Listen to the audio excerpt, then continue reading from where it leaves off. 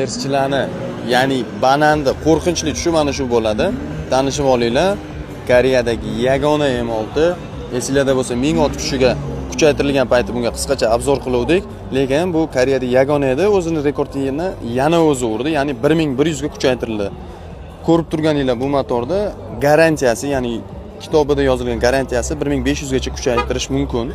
1500 gacha kuchaytirish mumkin, lekin 1500 bilan menimcha ko'chada kundalik hayotda mashinamizni haydab bo'lmaydi, chunki ot kuchi juda kuchli, bespashadniy deydi-yu. Chunki bu bilan hozirgi shu turishda 1100 ot kuchi bilan ham Ferrari, Lamborghini, Porsche, endi Mercedes qo'yib turinglar. Mercedes уже вообще boshqa tema.